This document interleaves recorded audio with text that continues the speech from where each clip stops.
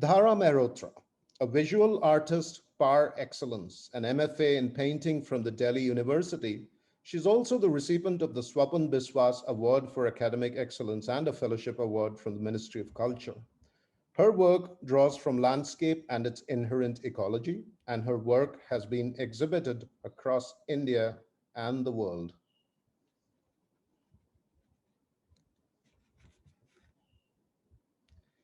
Krishna Udayasankar, probably considered amongst the best English writers from India today, a best-selling author of 8 books published by Penguin Random House. She holds a law degree from NLSIU Bangalore and a PhD from the Nanyang Business School of Singapore. She responds eagerly to Khaleesi, mother of huskies, and her books have also been optioned for screen by leading production houses. Savitha Sastry, widely called the dancing storyteller for her unique adaptations of novel stories communicated through Bharatanatyam. She has reinvented herself and her art time and again, starting off as a dancer of traditional repertoires to dance theater productions, and now a short film maker of themes based on Bharatanatyam. While she's a household name to those that follow Bharatanatyam, her vision is to make the art form as popular as hip hop or any other Western dances across the world. Rajkumar Bharathi, Asthana Vidwan of Sri Datta Pritam Mysore, Sri Shrangeri Mat, and Sri Kanchi Shankara Peetam. He is the great grandson of the Renaissance poet and freedom fighter Mahakavi Subramanya Bharati. RKB sir had 2 avatars in music, as a Carnatic singer who has performed the world over, and then as a music composer who has worked with almost every name you have heard of in the world of classical music and dance. This, ladies and gentlemen, is our August panel for today, something I am extremely excited to host. Right. Had it been some other day or time, and had I not known these 4 people personally as I do, I think I would have been terribly intimidated to be on the same stage as they, for the simple reason that they are representative of the most creative talents in India today, if not the world today, in their respective domains. At this point, I would invite my august fellow panelists, Savitha, Krishna, Bharati sir, and Dhara, to please switch on your videos. Perfect. Thank you so much. It's so lovely to see you guys after what seems ages after the pandemic hit us. I hope you're all keeping safe and healthy. Right. The way I've planned this is we have 4 rounds. The first round is about creativity itself. The second round is about creativity and the outside world. The third round is about creativity and you yourselves as to what you feel about it. And the fourth round, if we have time for it, we'll do it. These are some fun questions I put together. You could decide to answer them with all the jest that your creativity summons, or you could decide to give me credit as a serious asker of questions and actually give me a serious answer. I leave the choice completely up to you, right? So I shall begin with Dr. Rajkumar Bharathi. Bharathi sir, welcome. Welcome to this panel. If you could unmute yourself, please. Yeah, thanks, Sri. Thank you. Thank you, Sri. Yeah. Right. Let me see if I can put you on full screen. It's not helping. 1 second.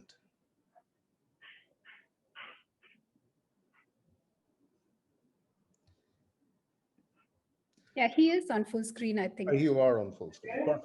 Yeah, So, I'm here. Bharati sir, here goes.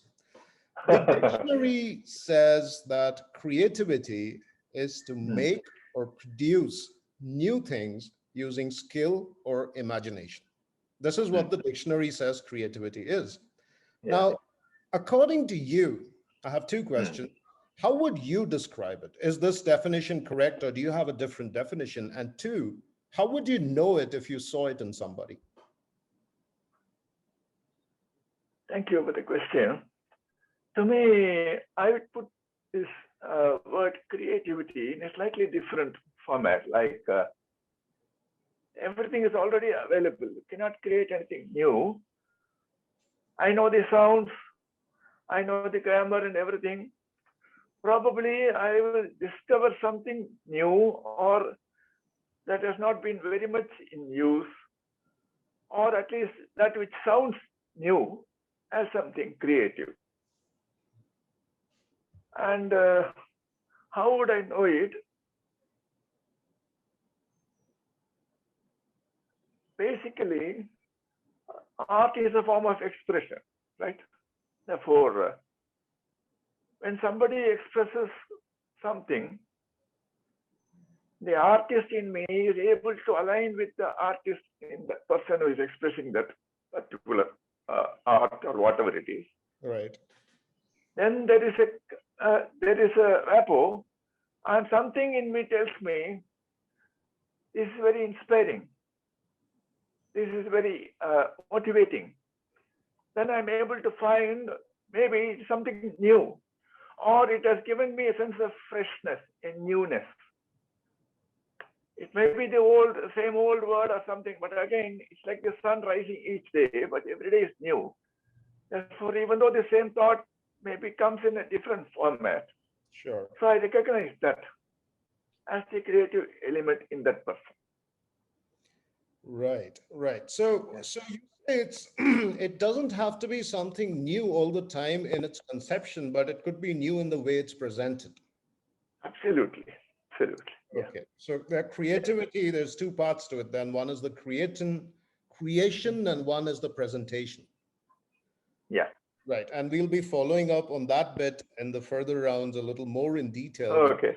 Yeah, sure, I'm sure. Yeah. happy you brought this up already. Thank you, Doctor. Thank you. Thank you. I'll move on. Thank you for that. I'll move on to Dhara. Dhara, what has your journey been through art and creativity? And how did you decide you wanted to make a career of this?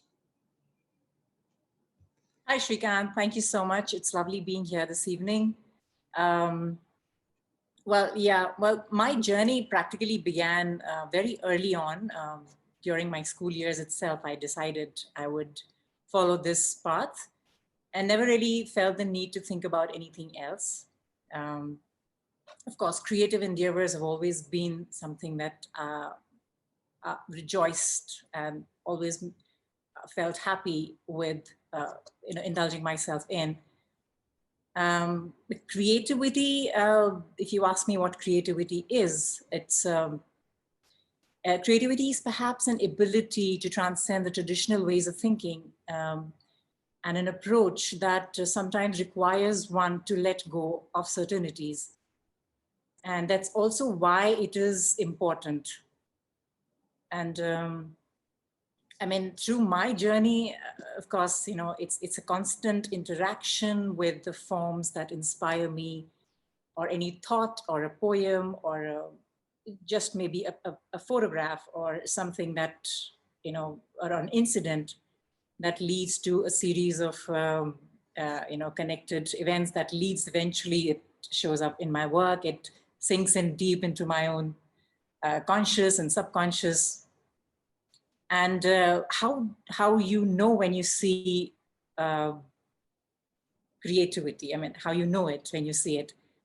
It's, I mean, you may just have to trust your instincts. It's as subjective as that.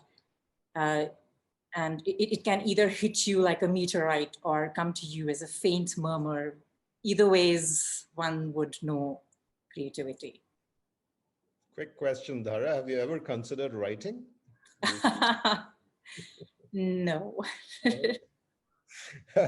Thank you. Thank you for that, Dhara. Very insightful indeed. Krishna. Thank you. In your case, you've done a series on Mahabharata, and then you've done some books outside of Mahabharata. Now, Mahabharata was a premise already, and what you had to do was build on that premise and change the way you delivered it, versus, let's say, you had other books where it all came from scratch, almost. So what I wanted to ask you is, are there degrees to creativity? Is something more creative than the others? Or do you think there's a same element of creativity goes in even if you're reproducing something that has already been given to you as a premise? Okay, first of all, hello and namaste, everyone. Thank you so much for having me here today, Srikanth, and thank you so much for giving me that super tough question to begin with.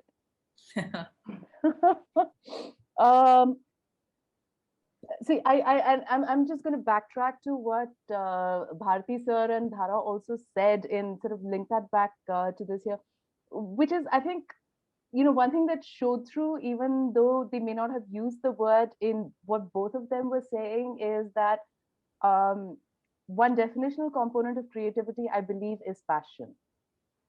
And in that passion lies potential. So so now sort of bringing how does this link to what you've asked me? We think of creativity as something being inside individuals, and I'm not sure I want to think of it that way.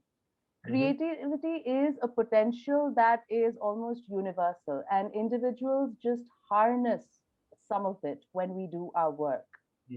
And it's, I think, in that harnessing lies what you bring to the work, or at least you aspire to bring to the work. So, in fact, working on something like the Mahabharata, which already exists, the creativity required, I would say, is higher than working on something that happens from scratch. Because you're actually looking for what is new, what has been missed, why do I even do this? It's already out there. What could possibly justify my saying more on something that people have very, very eloquently talked about over centuries?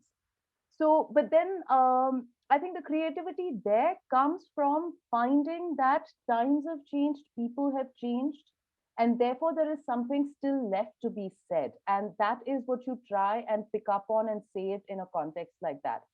And when it comes to the work I do from scratch, so as what you say, again, I wouldn't call that completely original in the sense of being a product of something that's inside me and me alone. It is that work is being created because I've seen something, like Dhara says, a picture, a photograph, or anything.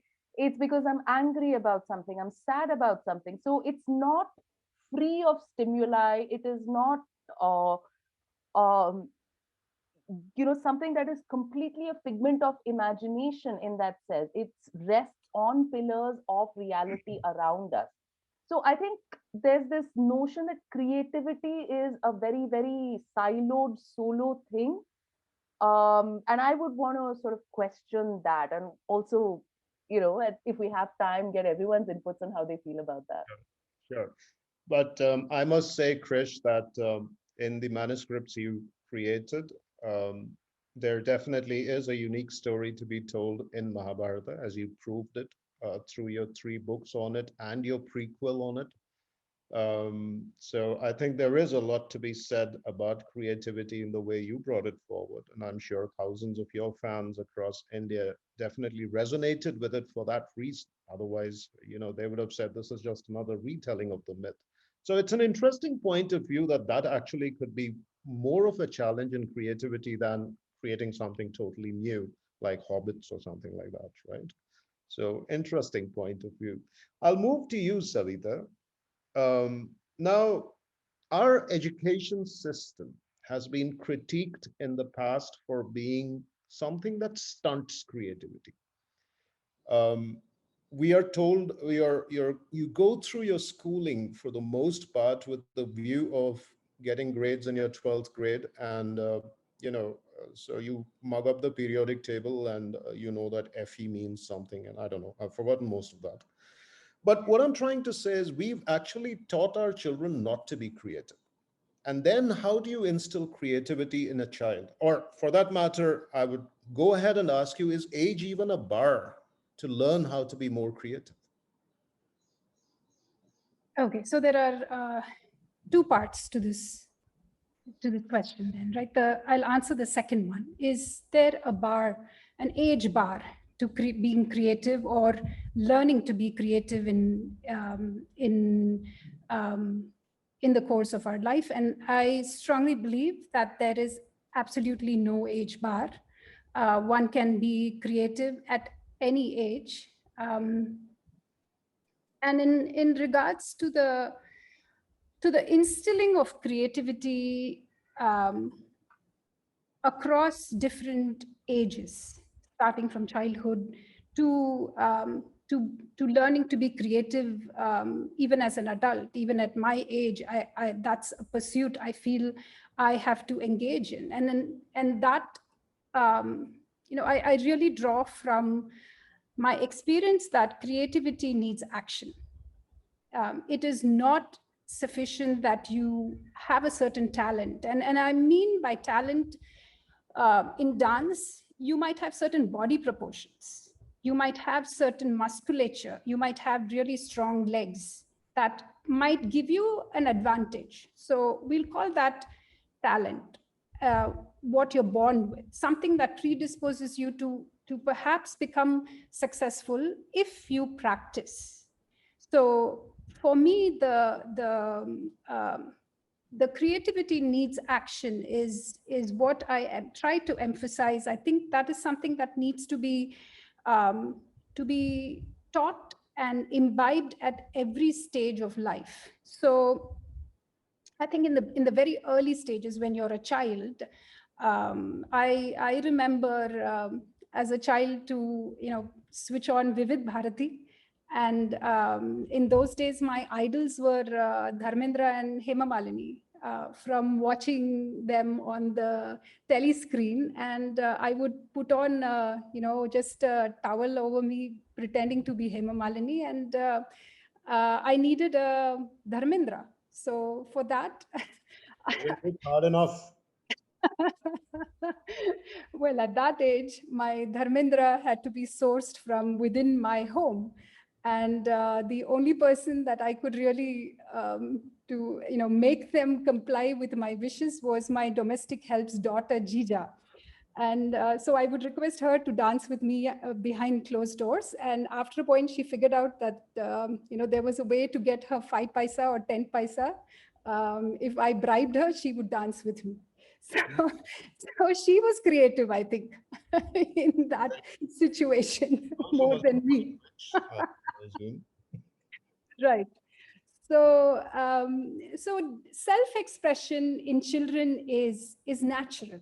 Now, when parents look at expression in children, it's interesting because, and I again bring to you my own experience. So I was asked to learn by my parents music. Music was pivotal, and dance was, quote unquote, my passion.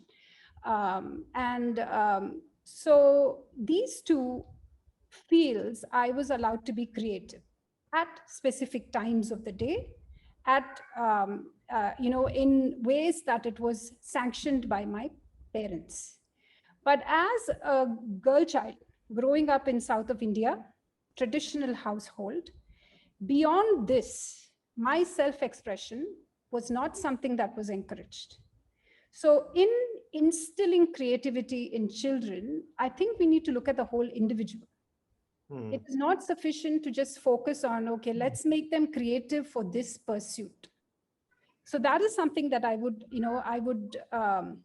strongly urge anyone that is looking at young children to support, or even, I think it's not just young children, girls of any age, especially before marriage.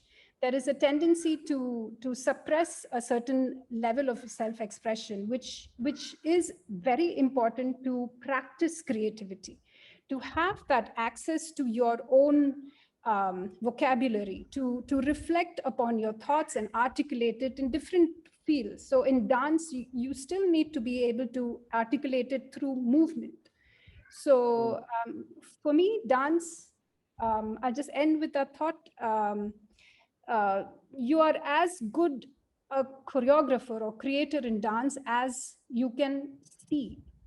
So that visual feedback that you get, that learning you get out of seeing, that is something you need to constantly practice. Got it. So interesting thoughts there, because you specifically touched upon, parents encouraging creativity in some things, but not in other things. And I don't think creativity is a jacket you can wear on select occasions. It either overflows through your life or it doesn't. And that actually, although we blame the education system for everything, maybe we need to have a closer look at what we do back home also. Maybe we also are equally, uh, responsible for stunting creativity. So interesting point there. Which brings me to the next round of this. This is, as I said, your creativity and the outside world. And I'll start with RKB sir again. So your projects for music are given to you by clients, your clients. Yeah, yeah. Now, given that they already have a certain idea, a shape, and a form of what they want, and much of it could be, regular stuff that you make for dance. You, incidentally, for those that don't know, Rajkumar sir has probably worked with all dancers in the world, if not and definitely all dancers pertaining to Indian classical art forms, he knows them personally. So when they come up with projects for you, they already have an idea of what this is going to be. How are you then creative? Aren't you just designing something for them based on their specifications of what they need? Partially, in the sense that they have some idea, but they do not have a complete idea of how it's going to sound. They bring the script, they have more clarity in the dance perspective. Mhm. And therefore, they leave the sound aspect to me totally. They have no idea how it's going to sound. And I have this task of matching my perspective with their perspective. Even though it's a sound design, I come out with an idea Mhm. that has to match with their expectation. Mhm. They may not be happy with the way I design a particular sound or a song or a sequence, and they may not be capable of explaining it in a proper technical way, but they will say in a generic way, sir, it has to be more catchy, or it has to be more action oriented. Like that, for instance, I'll take you, Sri, because I was wondering, I worked with you. I have found it very interesting to work with your projects, actually, because you are one of the most amazing storytellers I've ever worked with. I need to congratulate you on that aspect. Savitha, please mark these words. He's a great storyteller. And what I liked about your working with your projects is you come and tell me, sir, I have an idea in my mind. You need not do the same thing, but you come up something like this with something like this from your perspective. So suppose I think in a classical way, and I think in a slightly Western way. I have to find a via media, right? I have to find a classical thing that matches your Western idea. Eventually, I'll also be happy. The beauty of creativity is it makes me happy and it makes you happy too. correct, correct. That way, it's an alignment of my taste with your taste, and this alignment in total will align with the audience. Right, right. Is what this is about. I think, and it's not so much of your taste aligning with mine in at least my projects. I think I've never heard such fabulously creative pieces of music anywhere. And this has been, Kind of you. Kind of you. yeah. So I think what you did with at least our production has been something else altogether. But thank you for that. Thank you. Thank you. Thank you. Dhara, let's move on to you. Now, in case of artists, you guys are notorious for your abstraction. I've seen pieces of art where I didn't even know if this was hung the right side up or not. I'm not talking about your work, but I have seen work like that. And there are many stories I have about how I hung up art pieces in my house only to discover or to be told that that's not the way it's hung, right? So now, how important is it for you that your audience understands your work? And if you find they don't understand your work, would you dumb it down the next time you make it? Hmm. Well, yeah, I think that's a very relevant aspect to any artist's practice. Um, I would say, in general, art and creativity in some ways is perceived as act of defiance and evolving from the established norms by itself. And thus it cannot be overtly confined by the boundaries drawn by either public opinion, commercial, or a commercial aspect. That having said that, patronage and commercial support has always been important part of any art ecosystem, always. And when it comes to my work, basically, as you know, my work in general is an inquiry into the aesthetics of randomness. What meets the eye as randomness in nature. Sure. So that's what I kind of, my work is interested in, and that's where all my pieces generate from. And it kind of triggers inquiry as well as powers imagination for me. So there is kind of so that's where the work is created. And when it comes to the patronage, the only kind of bridging that we do is to maneuver it in the space they want it to be. The idea stays original. Yeah, the spaces basically. So like it's suppose it's a large mural or a certain size. It could be a very tiny sketch as well. Okay. But if it needs to be scaled up or down or maneuvered in a particular kind of a site-specific work, so I think that is the kind of bridging which I have allowed myself to do.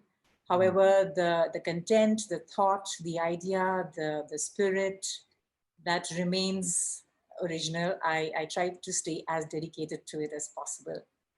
And Right. it's been nice that way so far. Thankfully, I can say I have been lucky with certain aspects. So the dialogue, when we come and sit down, okay, there is an idea and there is a space. How do we put them together in the best possible way? So that's where the discussion happens and something nice comes out. And that's where I also keep myself open and not refrain myself under certain rigid thing about myself. So that is a beautiful scenario I feel has worked out so far. And the first time I saw your work, Dhara, and this was at your house, I must say I was astounded when I saw it because, I mean, let's put it this way: you raised my bar at understanding art. And I think it's not so much for the artist to. I mean, if you had asked me what would I like to see next, it would have been nothing close to what you actually made. So I think that's true of any art where you elevate the art up and then you bring me up to appreciating that art. I think that's where it all comes from. Thank you so much, Sri. That's very generous. No, that's the fact. But having said that, I'll follow this question up with you, Krish. And let's assume you write a book and that book becomes extremely famous, very successful. Now, would that success play on your mind when you're creating the next one? Have you identified patterns that, okay, these are things that people seem to have liked, and therefore let me go on that path? Or would you try to say that, no, that project is over and I'm doing something totally different here? Now, what I'm trying to say is, do expectations stunt creativity or do they help blossom it? Expectations from the other side, not from yourself. Uh, Thanks for that question. And it is something that I've grappled with personally, especially because some of my books have been part of a series and others have been standalone. So, and I've worked on them simultaneously.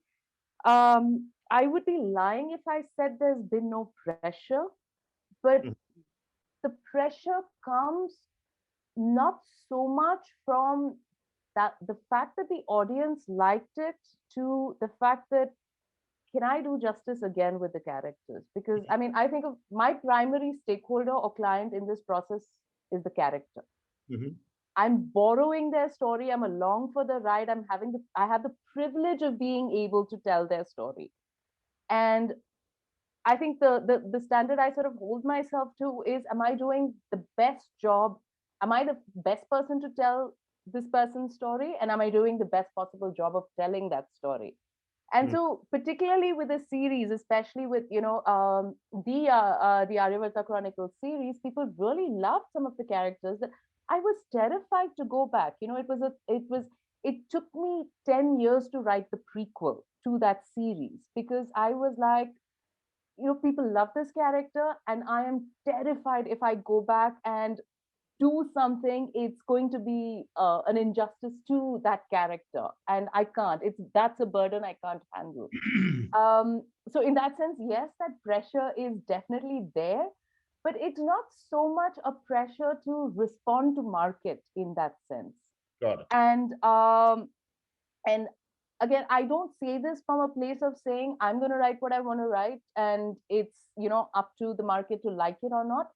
I trust the fact that it's as Victor Hugo says, there's nothing so powerful as an idea, the time for which has come. So if I am in this place of having the privilege to work on a particular idea, a particular story, there have been larger forces that have brought me to this moment. Maybe sometimes the timing is off, it's too soon, too late. Yep, those risks are always there. But I mean, I come to it with some degree of reassurance that this is the time for the idea. And let's just hope I'm doing a good job of getting Well, it out there. you are doing a splendid job of getting it Thank out you.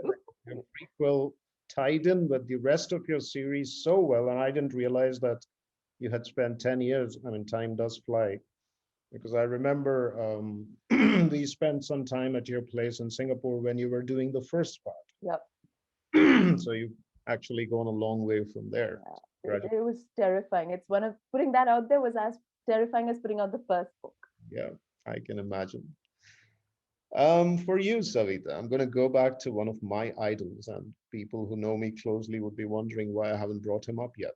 But there's this very famous line where Big B, Amitabh Bachchan, said that if a donkey had been cast in the role of Vijay in Diwar, the donkey would have done really well. What he meant, I think, was that the script was so well written that anybody could have pulled that role off. There's no problem at all, right? Now, humility has its places, but what I'm trying to get to is a writer creates, a choreographer creates, a music director creates, but a singer, an actor, a dancer, you basically are taking a template made by someone else and producing it for me. Not that that's a bad thing. That's a great thing. But is there really creativity in these as opposed to creativity in making that subject? I mean, were Salim Javed more creative because they wrote Diwar, or was Amitabh Bachchan bringing in something more to what was written? Okay. Um, so I will put on my dancer's hat for this question. Yeah, choreographer's hat, please, because you wear both and you can't conveniently change hats when you want. Yes, but I am so glad to be speaking on behalf of Big B. Um, this is a question I feel um, is not uncommon to actors um, or others in this field where there is an obvious stewardship of who is creative. For instance, even in the field of sports, if you were to look at a figure skater, for instance, there is a choreographer that is assigned, and then the skater is just doing the routine. You can actually see the coach.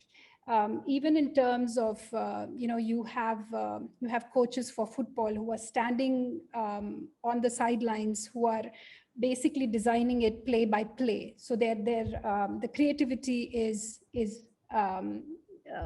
upheld to some degree by that vision of that coach. So as diverse fields as sports to acting to the traditional fields, the creative fields, there seems to be this in charge person that is creative, and then the person who walks away with the fame, who's in the front. So I feel that if there was nothing, there was no it factor, then whether you cast a big B or whether you cast a lower grade actor in that role in Diwar, those dialogues became just something that you can recall even today, is because of something that he brought, right? Now, and I think that element is the creative element in each of us, that we bring our own unique perspective.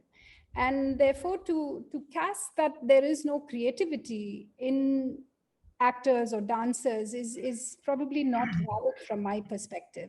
And I think maybe Rajkumar Bharathi sir would agree with this. If when he composes music, the interpretation of the singer definitely has a resonance in how his vision is taken forth. There are probably times when the singer is able to contribute to the vision to such a degree that it instills greater amounts of trust and a certain creativity from him. So, and I feel it is that dialogue. It is a two-way process of the delivery of it, which needs to have the same creative thrust as well as the conception of it. So that's where I think having the split between the individuals of who is the steward and who is the front of it, I think that at some point there is almost a merger of the two entities is my take on it. Okay, so you proved Big B was either being too humble or was wrong. Oh yes, definitely humble. Humility coming from those people is considered a plus point. Maybe he was saying it to gain brownie points in the first place. Who knows? We bring this to the next part. I think what we're trying to do here is creativity in your own eyes, and this, for me, is probably the most interesting part of this discussion, because I'm trying to get into your heads now. So far, I've kept myself outside your heads. I'll come to you, RKB sir. So your great-grandfather, Mahakavi Subramanya Bharati, now he pursued his creative arts to a level where I'm given to him from whatever I have read about him. He passed most of his life in great financial difficulties. But his creativity was more important to him at that point. And I think he was also a freedom fighter. So I think from whatever I've heard, his life was not financially secure. Now, in your case, 2 generations down, if you were given a project which got you a lot of money, but no creative satisfaction whatsoever, would you do it? Is it creativity or money for you? Which would you choose? It depends on you have to decide on the balance. See, at times you may require the money, at times you need to be creative too. It's a balance. You cannot be with one and leave the other totally. It's not possible. For instance, if Bharati suffered for want of money in his life. But anyway, for the outer world, he was a moneyless man. But inwardly, he was very rich. But he suffered in his practical life, right? So that also leaves a dent in the quality of your life in certain areas. Now, I'm in a situation where I need to match both my outward and inner requirements, right? As Osho puts it, you have to deal with both the outer and the inner. As you say, quality and quantity are inversely proportional. When the quantity goes up, Unfortunately, the quality is less.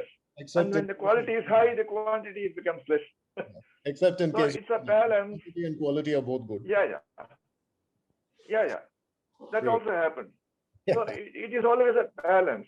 You need both.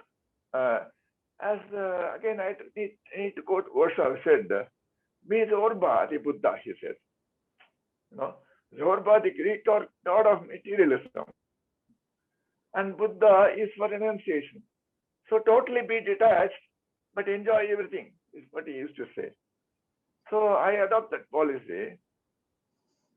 I'll take money as much as I need, and I'll try to be as creative as possible. It's always a balance. Got it. No, I think that's more practical than your great grandfather was in his age and time. But then Absolutely. I think those ages were different, and what motivated people back then could have been very different from what motivates people today. Today, we recognize there is a responsibility that we carry towards our families, and towards ourselves, our children. If you were one of those freedom-fighting revolutionary types, you just give up everything. It's a different discussion altogether, which I think we could speak to you on for hours as to, do you think what he did was right or not? From his perspective, I guess he was right, and that's what matters. Absolutely. Absolutely. Yeah. So I'll move to you. And the question I have for you is, obviously, when I see your work at your home, mostly, they all look fabulous. So there must be that stuff which doesn't work out, which gets trashed, which what percentage of your work do you think gets trashed, and what percentage clicks? And more important, how do you decide what is going to work and what is going to be trashed? All of them very relevant questions and points, Shri. I'm glad you brought it up. So yeah, it's correct. There are hundreds of sketches and doodles and layouts that actually are happening parallelly as part of the process of working. Mm-hmm. And barely, I would say 10, 12%, the best case scenario would make it as being, something that, okay, it makes to the next level, the next shortlisting. So yes, I would say, again, not exaggerating, perhaps at least 50 to 60% of it does not make it. And the remaining 40 makes it. So yeah, and it's like, how you decide is again a very, very subjective answer to this question. It's a lot to do with gut feeling and a lot of the little bit of technical aspects of materiality and the methods, and as sometimes okay, it's just coming out. I'm liking this better than the other, with not really a very big reason to it. Sometimes as simple or as little as that. So yeah, it's in constant dialogue, and over a time of continuously dealing with these bombarding thoughts, like out of 100 thoughts that come to you in a day, how do you choose one? It's literally your mind trains itself to segregate them, and it knows which are the ideas to work with, which may have some potential, and which may seem very fancy, but may not be able to make it beyond that. So I guess it's just a process of evolving and learning and maturing. There's not really a formula or a particular, path to it. It's just a journey which you yourself discover and make for yourself. But a follow-up question on that, Dhara, and I just thought of this when you were answering. Do you let other people see your work in progress, and do their opinions influence you to trash or carry on with something? Oh, well, so I work closely with certain curators and, some galleries that who promote my work. I do have a discussion with them. There is a dialogue. However, the final decision is up to the artist. Okay. So that is something which, but I'm very open and always very enthusiastic about the dialogue which happens, because there's a lot of learning and a lot of things emerge out of it, which I may not have thought to begin with. But then if it's something wonderful, I'd love to incorporate it. Sure. Yeah. Thanks. Krish, when I read your work, I often wonder who inspires you, because your writing is very different from what I what I usually read, whether it be Indian authors or authors from outside. It tends to have its own style. But if there is one living writer, and I said living writer, who you would consider creative to the extent that you think, oh shit, why didn't I think about this? Who would that be? Now, why would it be that person? I'm more interested in the why than the who.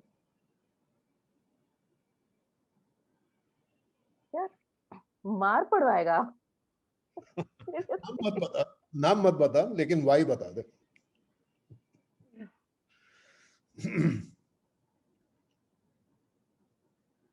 courage, their courage, not mine, very specific. That they were brave enough to tell a story and the way it's told.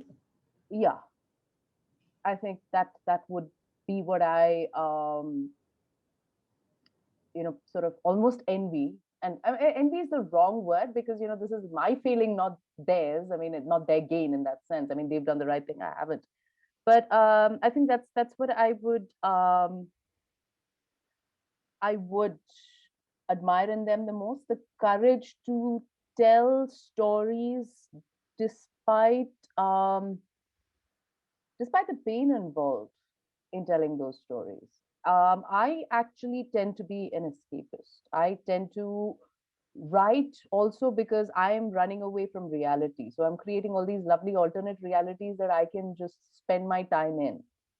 And that's a fact. That's a fact. So and it's probably why I very rarely, I do once in a while write serious stuff, but I tend to write fiction more than I do nonfiction. So I am in awe of people who can harness reality and put it out there in a way that it hits people where it should, which is in the gut or even below.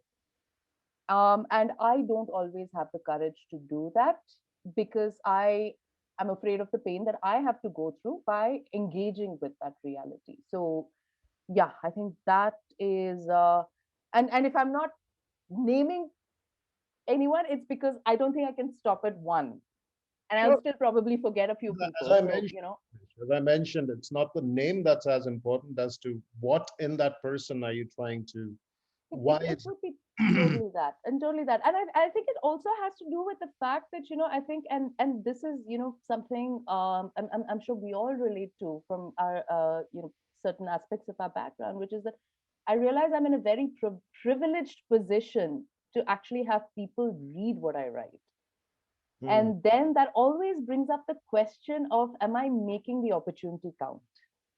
I have your attention. You're here reading my work. You're here asking me these questions. Am I really talking about what matters, or am I talking about what I want to talk about? And let's be honest, it's more often the latter than the former.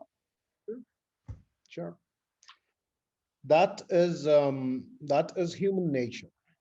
And one person who studied human nature better than the others, I mean, a group of people who've studied human nature better than the others, are the inventors of Facebook and Instagram. Now I'll come to you, Savi.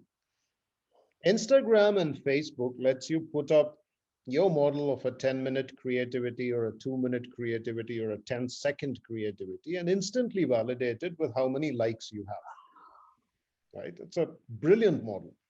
It just plays on the ego of people and manages to encash it as well. I think it's the world's best business model in terms of psychological study of a human being, right? Now, in an era where 10-minute Insta posts or lesser Insta posts are considered to be creative, what do you think? Are you in agreement that this is the way our younger generation should go towards creativity, or do you think it's perfectly okay? Or not okay? And of course, my usual question, why do you think that? So this is a very heavy question, because this is the way of the future. It seems like it seems that the future is being decided by social media at some level, and maybe we are playing into it, or maybe it's a good thing to invent yourself to be able to cash in on it. So there's that constant debate, I feel, that keeps coming up, especially for dancers, because it's very easy to put up what is a reel in on Instagram, a 30-second footage of you dancing in some location, or even in your own home, in some some creative pursuit, showing the world and yourself that you're able to engage audiences for that period of time. But what is interesting is this: what I've noticed, I put up a 5-minute video, right? Within the first 3 seconds, I will have 100 likes. They wouldn't have even had time to see the 5-minute video. How did the likes even happen? I mean, Because they obviously, sorry. because you put it up. I mean, I'm honored by it. I'm honored by whatever force it is that is impelling somebody to like it. And to tell you very frankly, it could be just the halo, or it could be just what costume I'm wearing in it, how I'm looking, just the immediate gut instinct when you see something that you like.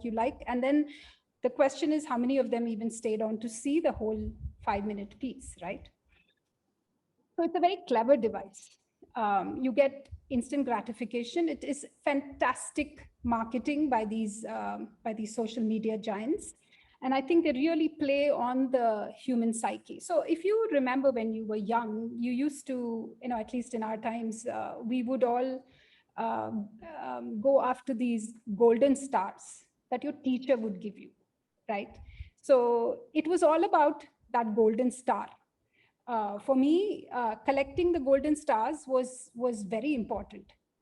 There were times when I don't even know what work I put in. I put in work that I know the teacher will like. Whether it was genuine work was far below my radar. So you get into the pursuit of accumulating golden stars, right? You forgot why you turned in the work. So what I feel is there is nothing wrong in putting up these videos. Nothing wrong with Instagram or Facebook or any of these social media giants. But what does the work really mean to you, right? Are you chasing only after the golden star? There is, whatever it is that is percolating through your mind as you're putting up those videos, only you know, right? And only you know your intentions. Did you present your dancing in such a way so as to take shortcuts? So in every field, there is a way that you can take shortcuts, which I'm sure you all, you can all probably add to it. But in dancing, there's a way for you to hold the camera angle in a certain way, right? You can cover up certain parts of your body so that it is not very obvious how the technique is coming through, or your creativity. So there is a certain chamak damak. There is a way to attract and create a showmanship that will immediately get you that kind of validation and feedback, which is really what it is, isn't it? So it's important, I think, to reflect on that when you put it up, just so that you have that degree of honesty in your work. Because I feel when I'm most honest with what I'm doing, then there is at least a possibility, a scope for progress, of constantly improving myself. And if I'm able to reflect on my own on my own creativity honestly, and you don't have to tell me, right? When I'm talking to the YouTubers or the Instagrammers, it is not a question of of a confession to anyone except yourself of what that video meant to you, and what went behind it, what are the thoughts, and what does it really reflect your artistic expression, or is it there for likes regardless of all else? So I know it's a loaded question. But this is my opinion of it. Thank you. Thank you for that. I think we've had a lot of heavy questions. I'm going to give you some light questions for the last round of this.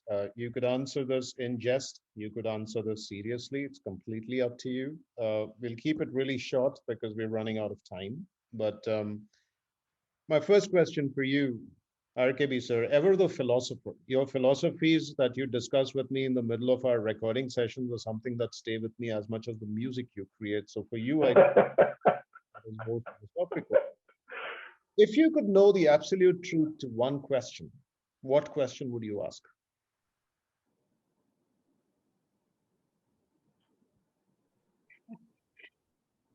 Can you go again? If you could ask Got one on. question, knowing completely well that you'll get the real truth to that question, what would that question be? What is love? What is love? Yeah. I didn't expect you would say that. Impressive, impressive. Okay. Sir, And you, enna madri, you really want to know that? You really want to know the answer to that? Hey, up to you. Thank you. Because this is one area, no, I mean, yeah, people have different answers, no? Yeah, absolutely, That's absolutely. right. Yeah. I would never Thanks. ask this question, sir, but yeah. Thanks. Dhara, what is the most useless talent you have? And why do you call it a talent if it's useless? Oops. Oh boy, I don't want to name them. There are many. Ek kafi hai. Oh boy. I'm sure my family will agree. Cooking. Cooking is not a useless talent. You're the best cook I've met around here. How My could you cooking say that? can. Oh, no, second best. Sorry. I'm getting into a lot of trouble on this. My useless talent. Oh, and why I call it a talent at all. Oh boy. Cooking. I don't think cooking is either a useless talent or it's But a if it's a talent, it has to be useful, right? Otherwise, it won't rather, be rather be talent. running a restaurant with it than just cooking at home. Well. Interesting answer. Krish, Well, which creation of fiction do you think would be the most boring to meet in real life? It doesn't have to be yours, anybody's. We've discussed this, Krish. Yeah, since you're Most boring. think about what we discussed, you could just answer that. We discussed so many things. Yeah, give me a hint. I think it was a detective. Most boring.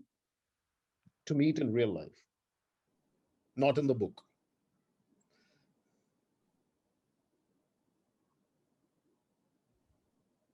I really don't remember. Hang on, I'll go and then you give me the answer. I must have given you at some point. No worries. Maybe you could text me back your answer if you think about it tonight and tell me.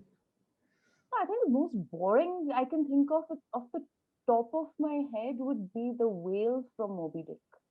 Actually, no, strike that. Animals are interesting. Any animal. No, Moby Dick himself or the guy who caught Moby Dick? No, that's what. Not Moby Dick himself. Sorry, I'm thinking. Okay, Malachi Mulligan from Ulysses. Sorry, I didn't get that. Malachi Mulligan from Ulysses has to be the most boring character I can think of. Yes, I agree with that. He was boring in the book. Tell me, who is this detective I said would be boring? Poirot. Sorry? Who is this detective I said would be boring? We once discussed about Hercule Poirot. Poirot, right? I thought as much. I was been like irritating man. I can't handle him. Yeah. Just That saying. sounds like me. Okay, Savi. If and when age catches up with you, and it doesn't look like it's catching up so far, but I'm sure that day will come sometime. And you were, let's say, sitting on this east chair overlooking the Himalayas, reminiscing about your artistic life. What would you be most nostalgic about? Oh boy. Oh, that's Well, I think, I mean, I'll go back to how this journey started. I mean, I literally had to bamboozle my way into starting dance. Music was what my family wanted me to get into. Dance was not really something that they believed in, for reasons of tradition and difficulties associated with the field, I guess. But the person who was always was there at every stage was my father. So he was there when there was opposition from the family for me to learn dance. And he actually ended up paying the first month's fees to the dance teacher very quietly without my mother even knowing about it. So starting there to in 12th standard, when I knew you and I just disappeared for 3 months, I was in a movie shooting as a dancer. And the entire family thought, I am crazy, and what's going to happen to board exam? 3 months of missing school. My best friend would put carbon paper behind her notes and copy notes for me, and I would take that carbon sheet. So these were in those good old days. So anyways, my father was always there, was that steady force. And he was 93, and he came to some of my last shows. And what's interesting was to me, when he sat, he would insist, I want to come to your show. I want to sit in the first row. He was completely blind. He had no eyesight. And we had to bring him to the show in an ambulance in Bombay. So it was a strangest sight, if you can, if you can all imagine what that would have been like. We are walking into the rehearsal studio. I'm wheeling my father from an ambulance, and the entire crew is looking at me like, this person is going to get on stage and perform. They just arrived in an ambulance.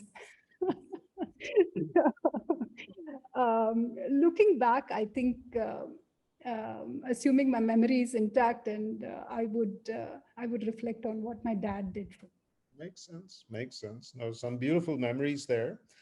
I'm just going to go quickly through some of the questions that have come up in the chat box before we conclude the show. So my first question that has come up is from Dr. Manish Dave. Applying creativity is a bit difficult in business. I feel so because business demands achieving targets in defined timelines. Therefore, creativity in businesses takes a backseat. He says I could ask this of any of you, so anybody can go on it, please. Do you think business gets creativity to take a backseat? Krish, you had an opinion on that? I think it makes for more successful business when creativity gets the front seat. And I don't just say this in a wishy-washy broad creativity is good manner. I say this as someone who is, has a day job running a social organization, who has a background in business as well, which is that creativity is what allows us to come up with value-add solutions as compared to just choosing from options that are immediately available on the table.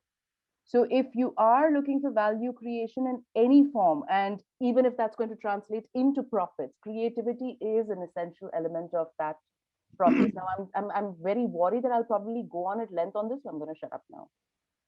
She's the business school PhD student, and so obviously the best person to answer that, Dr. Dave, would have been Krish herself.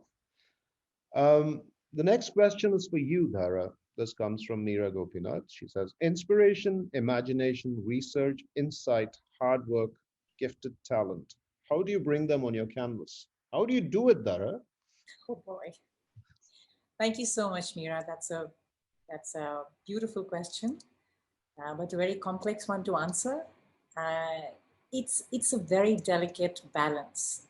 And I mean, there is no way to actually apply proportions and assign ratios to each of it.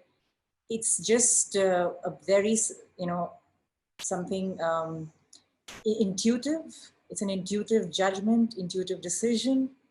And at the end of the day, you are just, okay, that's a creation out of I don't know how I kind of, individually say this, I was thinking this much more and I added that much more to it. But yeah, it's a delicate balance. And actually, it's just an intuitive judgment. And then it's up to the piece, how it has shaped up. Has it really done justice to all the hard work and at least your best from your side that you've put in for me?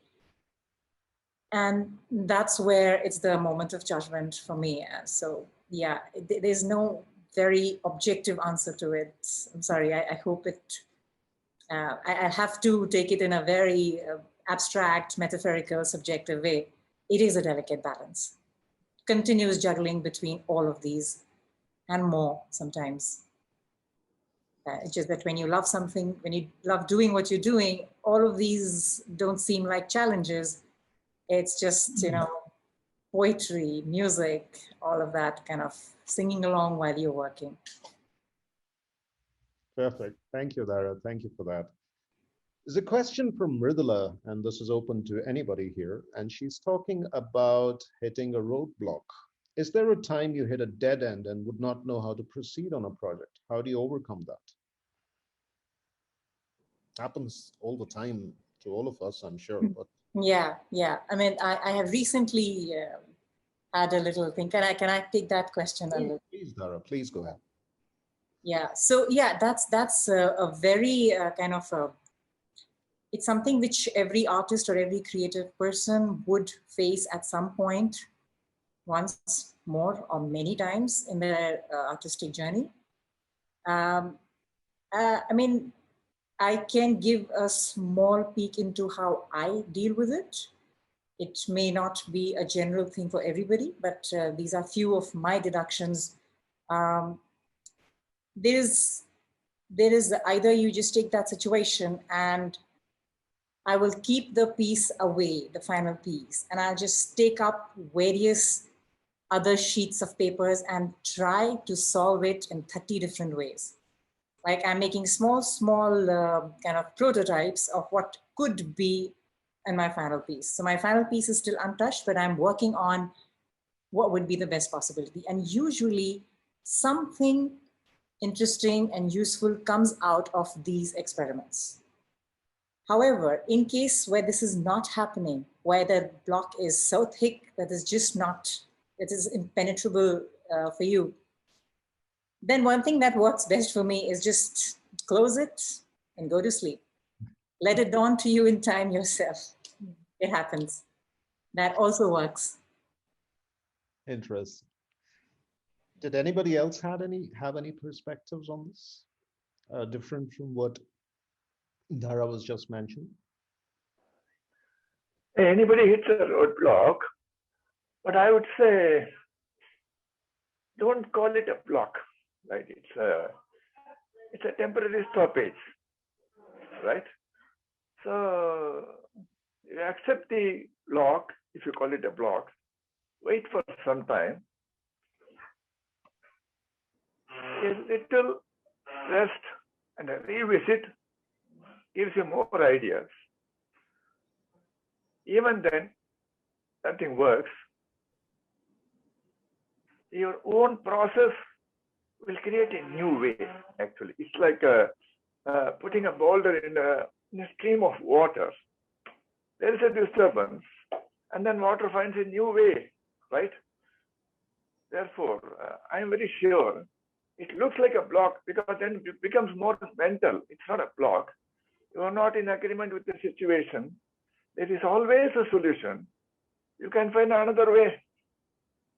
The moment you accept that way, the block leaves. What I see. Inspirational. Great. It's interesting. There was a joke, sir, that recently the word opportunity is what I'm thinking when you say, don't call it a block. Let's call it an opportunity. And so there is this gentleman who says, well, I'm not supposed to have any problems, any blocks. I should call it all an opportunity. So he takes a bottle of alcohol and he says, I have an opportunity now. Not a drinking problem, but I have a drinking opportunity. I think That is so me on blocks. Huh? I was just going to say standard beer and bhel Thinking of puri. the same. If all else fails, right, Krishna? here's Shubra's question to everyone: is creativity enough, or does there have to be some meaning in it also? I mean, is it just creative for the sake of creative, or does creativity have to have some, is it only innovation in a form that you're looking at, or does it have to be a little more than that to be able to deliver? May I take that? Please, Krish. See, I think sort of the assumption behind this is that meaning is something that the artist gives to the art. But meaning to a very large extent is what the observer or participant derives from the art.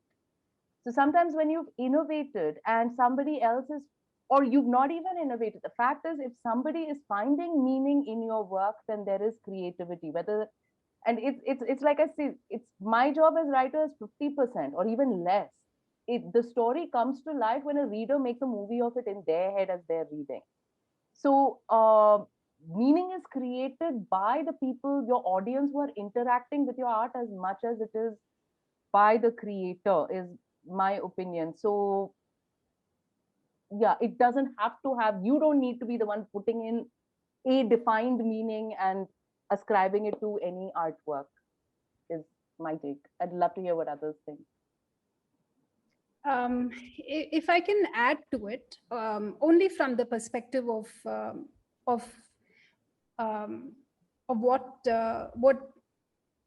what the steps I would go through, I always attribute a meaning. Not to say that I don't start out with a very clear idea of what I want, because I think that defines the edges.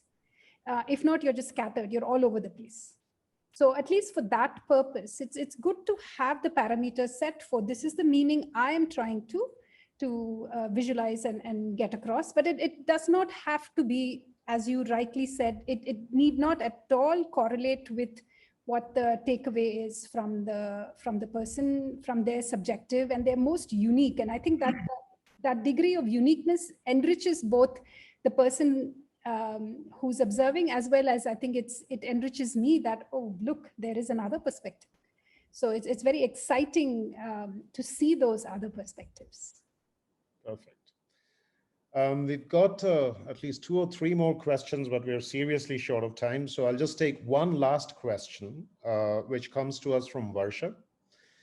Her question is there a basic underlying track? I think she means, is there a basic underlying theme that runs through all fields for creativity? Does something like that exist? If yes, what is it? And if no, why not? I think she's taking a cue from my book now. Yes, Varsha. I think what she's saying is, do all fields have something basic underlying, which is creativity an underlying track, no matter which art form you come from or which business form you come from? Or is it different for each field? As in an artist's creativity and the underlying, I guess, basis for it different from a businessman's creativity and its underlying? Or are we looking at creativity as we go back to the first solution thing, which I had read out from the dictionary? Is that what it is?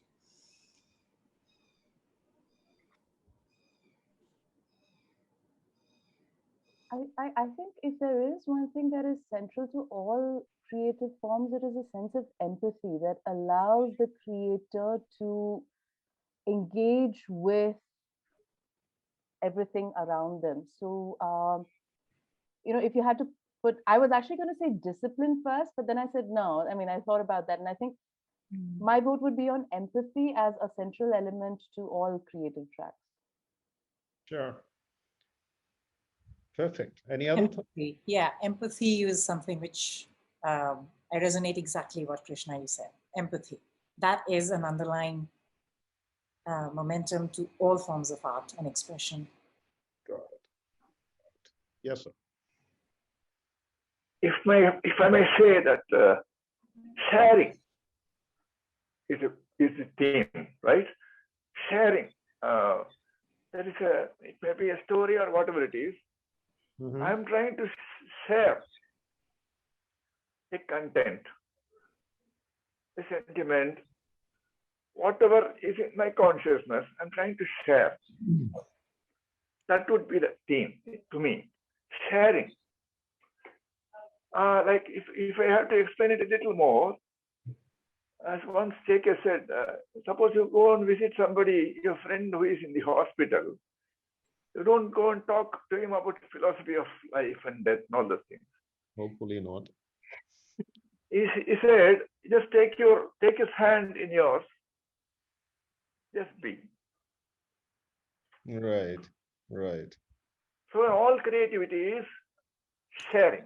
I mean, if I can use it as one word, if it makes sense. Thank Yeah. you. Makes a lot of sense. Absolutely. And personally, I find that I'm at my creative best or inspired, or in me, inspiration is just a preset of the mind to be ready to work. That's really all it is. It's just putting it into gear. I'm most inspired, I feel, when there has been, like exactly like what all of you have said, that empathetic communication of some form or some sort of sharing that just gives me gives me that feeling of okay, I am speaking to the universe and the universe is hearing me. So it's sort of that validation that we seek, I think, as humans, as artists, as just you know, of anyone putting their work out there. I think it takes courage, even though Krish says that it's an aspirational goal for her. I think all of us, in our own unique way, are putting ourselves out there. And when there is that communication, I'm most propelled to put forth my best work. So that, I think, becomes a platform probably common to everybody, to excel in whatever we are doing with that sharing. Thank you so very much to all of you for having made your time on a Saturday evening and come to this panel. And of course, our audience members, I'm very grateful that you came in such good numbers and such insightful questions that you had of them. All artists have a very, very deep connection with their audience members. At the end of the day, it is because of you guys that they are in many ways, right? And so we're all very grateful for you having come to this session. And if there are any follow-up questions that you might have which you can't think of right now, but it comes to you later, you probably have one of our messaging numbers between the four of us. Please feel free to write into us and we'll forward it to the right people so that you get an answer from them at any point. So on that note, please, all of you, stay safe, stay healthy. I hope that we are able to do this in person at some point in time. But until then, have a good evening. Thank you so very much. Thank you.